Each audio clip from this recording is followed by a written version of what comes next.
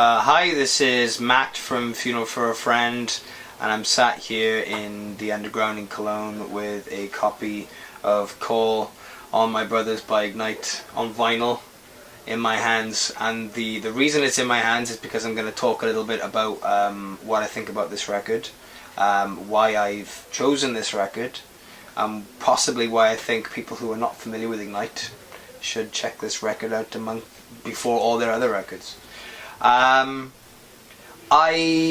discovered Ignite pretty early on when I got into hardcore. I grew up listening to a lot of melodic kind of pop bands, a lot of things with a lot of harmonies and melodies and things, and when I got into punk rock I naturally gravitated towards bands like Bad Religion and that were like the Beach Boys on acid.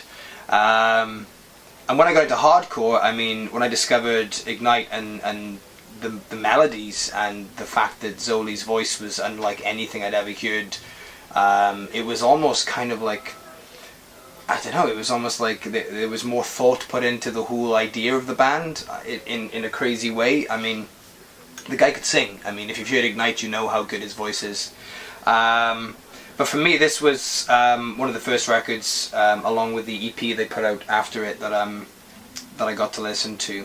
And I remember kind of just sat there in my bedroom, I think one morning, and putting it on and just sitting there laying on my bed with my guitar and just hearing Ash Returns come out with the bass notes being quite present. The bass sounded like a lead instrument, which was kind of crazy, but seemed to work really well.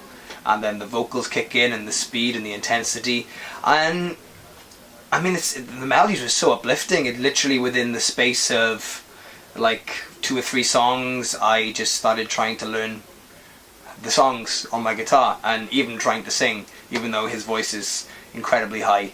I often would try to emulate and sing along to my favourite songs on this record.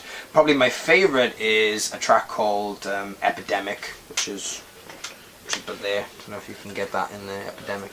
I just love the vocal melodies and the way I mean, I'm a sucker for a good chorus, and even though technically there's kind of not really a chorus, but there is, it's just such a good hook.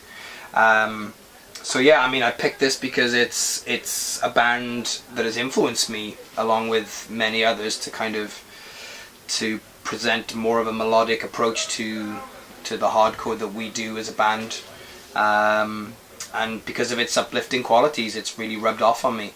And I'm pretty stoked that I get a copy of this, because it's obviously the reissue on Revelation, one of my all-time favourite record labels.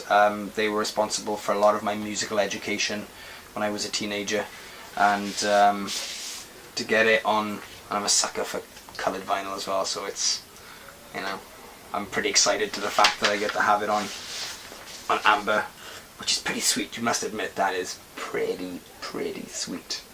So I'm pretty stoked to actually get this home and stick it on my turntable and relive my kind of 17-year-old experiences of this record again. So yeah, I'm pretty stoked. So if you've never heard this record, then obviously you need to get it, and obviously you need to listen to Epidemic a lot, because that song blows my mind every time. And I think if you like good melodic hardcore, then you'll appreciate the finest West Coast hardcore that was ever been laid down to wax. I saw Ignite live. I've only seen them once, and that was at the now legendary but unfortunately closed TJ's in Newport, back home. Unfortunately, Zoli wasn't singing. He wasn't with them. I think he was singing for the Misfits, I think, at the time, which was kind of strange, thinking about it.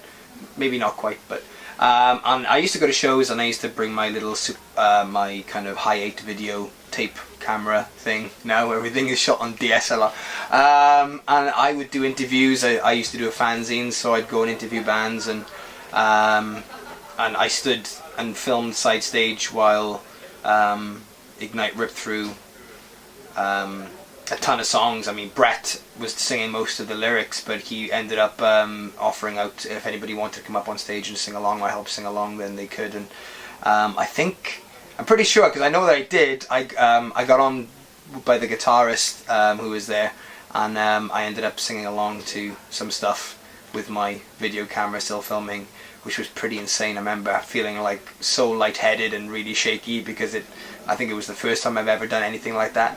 But you know, the songs, when they mean that much to you, I think you just kind of go with it, and that's the cool thing about hardcore, is that, you know, anybody has a right to get onto the microphone if they feel something about the songs that are being sung. So I kind of did, and it blew my mind. I had such a great time, and unfortunately I've never actually seen them with a proper lineup, but you know, yeah, but that was a pretty cool memory for me, getting to sing some Ignite songs with Ignite when Zoli was off doing the Misfits thing. It was pretty sweet. Vinyl for me is a very important musical format, and I think it's proven over the last 5 or 6 years, maybe even 10 years, that it's becoming even more popular again, because I mean, you read articles, you just see how intensely people feel about the format, of the physical aspect. You know, it's music as well as something that really feeds your mind. It's something that you can interact with. I mean, when you have a CD, you put it in, press play. I mean, and that's it. You know what I mean? It's like an MP3, just click it. You don't even have to pay attention to it. When you listen to a record on vinyl, it's part of a ritual. It's incredibly a strong part of what hardcore and punk rock is as well. I mean, for me, vinyl is very much a middle finger to all the kind of like the current trend and formats of music. I think it's always going to be around. I don't think it's ever going to go away. And the fact that a lot of record labels now are really showing their support for the format, and a lot of you know, new kids are coming to understand just the personal interaction, what you get out of it. You know what I mean? It's mind blowing. Like, my record collection has just grown and grown and grown over the years, and you know, in various points I've let it go and let it come back again. I've sold my record player, bought a new record player. I've had a love-hate relationship with it, but more so now, I think, as I'm getting older, I'm appreciating it more, and maybe I'm becoming a little bit of a hipster because I like color. I like collecting color vinyl and different colorways and everything, and I'm always the first person on the internet when like a new record's being released, or you can pre-order it from somewhere, and you know, you want to get the rarest colorway and everything, and so yeah, a bit of a fanboy. But yeah, I mean, I kind of blame my dad. My dad's a huge vinyl fan, and it's kind of had a knock-on effect with me. I mean, we do all our records, all the funeral stuff is on vinyl as well, and we're very supportive of the format. So I mean, I'm hopeful that it'll continue to thrive, and more labels will continue to put it ahead even of MP3s. I know, well, MP3s have a place, but you know, this is just, look at the size of that. That is cool. You know, it's actually, you're holding music, you're holding somebody's creative input in your hands. You're holding art. This is art, people, and that's why it's important. Keep it alive.